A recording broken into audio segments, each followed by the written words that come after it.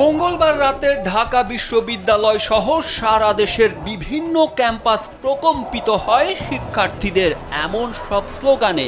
এর আগে তারা এমন করে স্লোগান দিয়েছিল পদত্যাগ করে ভারতে পালিয়ে যাওয়া শেখ হাসিনার বিরুদ্ধে।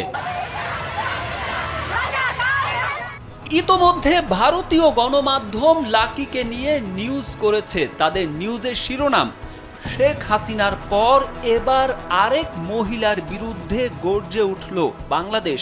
আর তাই জনমনে প্রশ্ন, কে এই লাকি? তার ক্ষমতার উৎস কি, যার জোরে আগামী 15 মার্চ শাহবাগে কর্মসূচির ডাক দিয়েছেন তিনি? স্যান্ডেলিনা সো, রূপচর্চায় আভিজাত্য। কারা আছেন তার পিছনে, আর ভারতীয় গণমাধ্যম তাকে নিয়ে কেন এত আগ্রহী? 11 মার্চ রাজধানীর ইন্টারকন্টিনেন্টাল মোড়ে পুলিশের ওপর হামলার অভিযোগ উঠেছে বাম ছাত্র সংগঠনের নেতাকর্মীদের বিরুদ্ধে। তারপর লাকি আক্তার সহ ফ্যাসিবাদের দোসরদের গ্রেপ্তারের দাবিতে মধ্যরাতে বিক্ষোভ মিছিল করে ঢাকা বিশ্ববিদ্যালয়ের সাধারণ শিক্ষার্থীরা।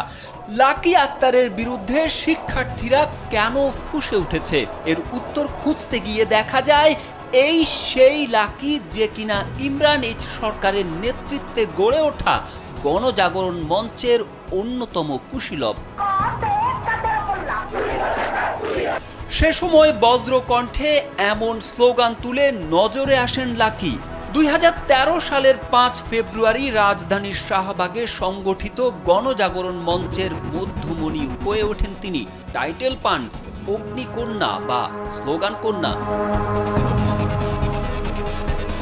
অভিযোগ আছে শহীদ গণজাগরণ মঞ্চের আন্দোলনের পেছনে সরাসরি আওয়ামী লীগের সমর্থন ছিল। বিভিন্ন সমাবেশে তারা আইন শৃঙ্খলা বাহিনী বা গোয়েন্দা বাহিনীর কাছ থেকে সহায়তাও পেয়েছেন। বিতর্কের ঢেউয়ে গণজাগরণ মঞ্চ দিক হারায়, ছত্রভঙ্গ হয়ে যান লাকি আক্তাররা।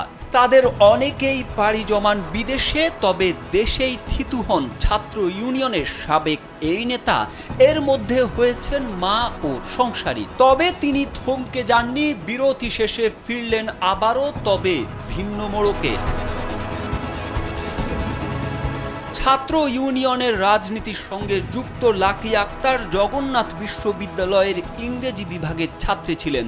ছাত্র ইউনিয়নের কেন্দ্রীয় নেতাও হয়েছিলেন তিনি। বিয়ে করেছেন একই দলের সক্রিয় আরেক কর্মী, জগন্নাথ বিশ্ববিদ্যালয়ের সংসদের সাবেক সভাপতি জাহিদুল ইসলাম সজীবকে।